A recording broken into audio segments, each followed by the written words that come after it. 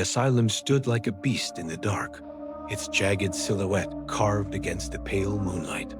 Built of heavy stone, with endless windows like hollow eyes, it seemed less like a hospital and more like a tomb for the living.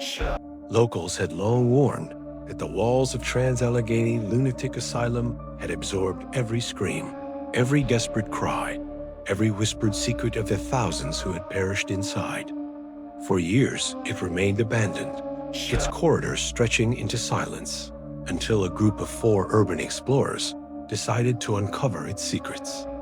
They had heard the legend's shadows that moved without form, voices that called from empty wards, and footsteps that followed when no one was there. But to them, these were only stories until that night. The group entered through a rusted side door that screeched like a dying animal. Inside, the air was thick with mold and dust, and the stench of something metallic like old blood clung to their nostrils. Their flashlights cut through the suffocating darkness, revealing peeling paint, broken gurneys, and graffiti that failed to mask the deeper scars of the asylum. One of them laughed nervously, trying to break the tension, but the sound was swallowed instantly, as if the building itself refused to let joy survive within its walls. Somewhere deep inside, a faint sound echoed soft, dragging footsteps. They froze, realizing they weren't alone. They made their way to the women's ward, where rows of rusted beds sat like skeletal remains. On the walls were names, dates, and scratches carved by trembling hands. Some marks looked too fresh, as if someone had clawed at the plaster only days ago. The silence here was suffocating, broken only by a faint weeping sound that seemed to come from everywhere and nowhere at once. One of the explorers whispered, "Do you hear that?" The crying grew louder, echoing from the far corner. When they aimed their lights, they saw a figure, a pale woman in a torn hospital gown, her face buried in her hands. But when they stepped closer, the figure dissolved into mist, leaving only the sobbing echo behind. Shaken but determined, they pushed deeper into the asylum. They reached the surgical theater, where cold steel tables stood beneath shattered lights. Instruments lay scattered on the floor, rusted scalpels, bone saws, and restraints stained with time. Here, the asylum's cruel history seeped through the walls.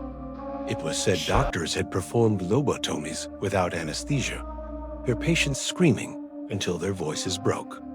As the group stood in silence, a sudden metallic clang echoed, the sound of instruments crashing to the floor. But nothing had moved. The air grew freezing, their breath visible in pale clouds. Then, a voice whispered from the shadows, "It still hurts." Fear clawed at them, but one insisted they continue to the basement, where the most violent patients had been locked away. The stairs groaned under their weight, each step sinking them deeper into suffocating darkness. The basement smelled of rot and baved stone, and the cells were lined with rusted bars that seemed eager to keep something inside. One explorer shined their light, and gasped inside one of the cells stood a shadow darker than the dark itself. It had no face, no form, just a black mass that breathed. As the light flickered, the shadow stretched its limbs, pressing against the bars, and with a screech of metal, the lock snapped open on its own. Panic set in. They stumbled back up the stairs, the sound of heavy footsteps thundering behind them. The building moaned and groaned as if alive, doors slamming shut in every hallway. In the children's ward, toys lay scattered, dolls with cracked faces, rocking horses covered in dust. A music box began to play by itself, a haunting lullaby that made their skin crawl. One doll, sitting upright on a bed, slowly turned its head toward them. Its eyes were glass, but for a moment, they swore it blinked. One explorer broke and ran ahead, screaming that they needed to get out. His flashlight beam cut through the long corridor until suddenly he stopped dead. The others caught up, only to see why, at the end of the hallway, a group of patients stood shoulder to shoulder, blocking the way. Their bodies were pale, gowns soaked in stains, faces twisted in agony. Some had empty eye sockets, others' mouths stitched shut. They didn't move, didn't speak, but the sound of screams filled the hall, echoing from every direction. When the explorers blinked, the patients were gone, but the screams remained. By the time they found the exit, the asylum wasn't ready to let them leave. The front door slammed shut, locking itself, and the sound of dragging footsteps came closer, circling them. One explorer, trembling, dared to look back. What she saw froze her blood. The pale woman from the ward was standing only inches away, her mouth wide open in a silent scream, her eyes black pits of endless night.